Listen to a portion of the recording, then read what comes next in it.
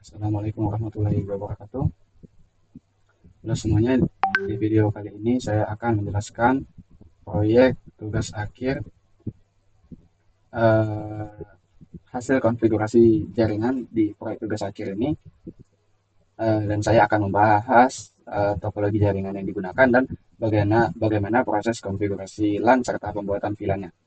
Nah, yang pertama-tama kita bahas rancangan topologinya, yaitu di sini topologi yang saya gunakan pada desain ini terdapat 5 buah router yang saling terhubung satu sama lain membentuk sebuah jalur ring atau melingkar.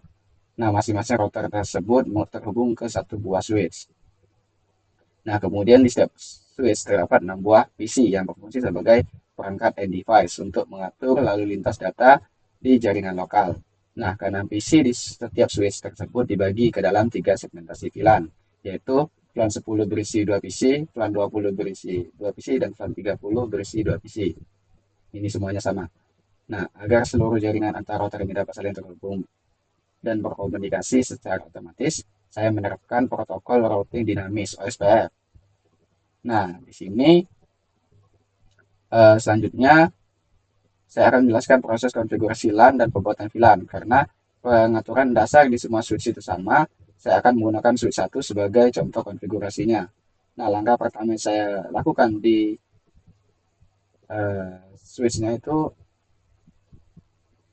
yang pertama adalah saya membuat VLAN dosen, VLAN 10 itu bernama dosen. Nah, VLAN 20 itu dengan nama VLAN tendik dan VLAN 30 itu dengan nama mahasiswa. Aduh, salah. Sebentar kali ini saya salah ketik.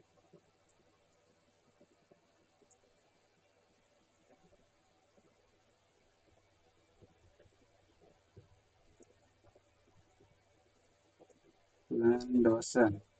Kita sekalian memperbaiki. VLAN 20 dengan nama VLAN tendik.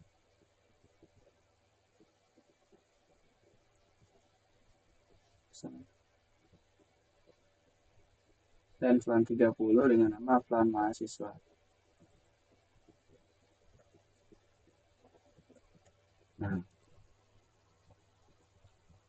Nah, terus setelah tiga VLAN ini terbuat, tahap selanjutnya adalah eh, mengalokasikan port interface fisik pada switch agar bisa terhubung ke VLAN masing-masing sebagai akses port. Nah, peraturannya seperti ini. FA 0, FA 1 sampai 2 itu untuk VLAN 10, terus VLAN FA 3 dan 4 itu untuk VLAN 20, dan FA 5 dan 6 itu untuk VLAN 30. Nah, seluruh port tersebut saya atur menggunakan switch port mode akses. Nah, setelah jaringan akses selesai, langkah terakhir adalah mengonfigurasi jalur penghubung antara switch dan router. Nah, saya menggunakan port 3 bit 01 pada switch menjadi mode terang. Nah, port terang ini sangat penting agar trafik data dari ketiga VLAN yang berbeda tadi bisa diteruskan ke router, sehingga proses VLAN routing dapat berjalan dengan baik. Assalamualaikum warahmatullahi wabarakatuh. Perkenalkan saya Muhammad Sidik. Pada topologi ini terdapat beberapa VLAN dalam satu switch. Agar semua VLAN dapat dilewatkan melalui satu kabel ke router, digunakanlah mode terang. Untuk interface-nya, untuk konfigurasinya yaitu interface G0/1 switch port mode terang. Selanjutnya digunakan inter VLAN routing agar perangkat beda VLAN bisa saling berkomunikasi. Untuk konfigurasinya itu interface G0/0.10 encapsulation strategi 10, lalu IP address 192.168.21.1, lalu subnet masknya 255.255.255.255.248. Nah, konfigurasi sub interface ini dilakukan untuk setiap VLAN sebagai gateway jaringan. Mungkin ini yang bisa saya sampaikan. Materi berikutnya akan dijelaskan oleh rekan saya. Saya akhiri. Wassalamualaikum warahmatullahi wabarakatuh. Assalamualaikum warahmatullahi wabarakatuh. Perkenalkan, nama saya Emga Napoleon dari NPM 062530701468 dari kelompok 3. Saya akan menjelaskan DHCP dan SPF. Apa itu DHCP? DHCP adalah singkatan dari Dynamic Host Configuration Protocol atau adalah layanan jaringan yang digunakan untuk memberikan alamat IP secara otomatis ke perangkat ke dalam sebuah jaringan. Selanjutnya itu DHCP pool. DHCP pool berfungsi sebagai tempat atau kumpulan alamat IP yang nantinya akan dibagikan secara otomatis kepada klien sesuai dengan jaringan atau VLAN masing-masing. Jadi setiap VLAN memiliki DHCP pool sendiri karena setiap VLAN merupakan jaringan yang berbeda dan memiliki network address yang berbeda juga. Yang pertama di sini ada perintah IP DHCP exclude. Ini fungsi untuk mengecualikan IP. Yang kedua itu ada perintah IP DHCP full VLAN dosen yang digunakan untuk membuat nama VLAN dosen. Kemudian ada perintah network 192.168.22.0.25.25.25 dan 2.248 digunakan untuk menentukan jaringan yang digunakan sekaligus menentukan range IP yang bisa dibagikan ke klien. Selanjutnya itu ada perintah default route, yaitu ada 192.168.22.1. Itu digunakan untuk menentukan gateway, yaitu jalur yang dipakai klien untuk berkomunikasi ke jaringan lain, dan ada DNS. Dan selanjutnya ada DNS server 888. Itu digunakan untuk menentukan DNS yang berfungsi untuk mengakses layanan berbasis nama domain seperti internet. Selanjutnya, itu ada konfigurasi OSPF. OSPF itu adalah merupakan routing protokol dinamis yang digunakan agar router dapat saling bertukar informasi. Routing secara otomatis.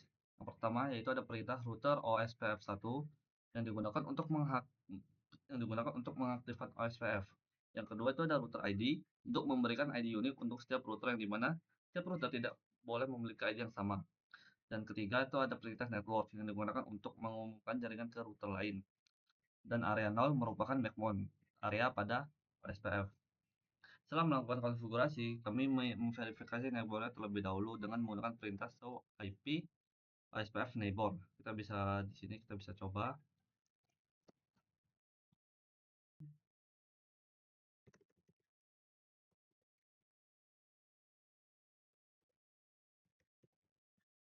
Nah, di sini itu konfigurasinya menunjukkan stateful.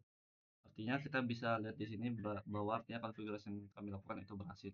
Cukup penjelasan sekian dari saya. Wassalamualaikum warahmatullahi wabarakatuh. Baik, kali ini saya akan melakukan pengetesan pin dari antar VLAN sebelumnya isi VLAN 10 dan VLAN 20 berhasil, dan juga kita coba isi VLAN router 1 dengan router 2 juga berhasil.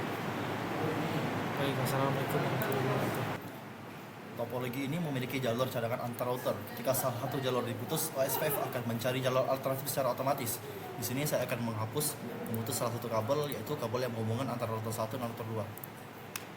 Akan saya coba.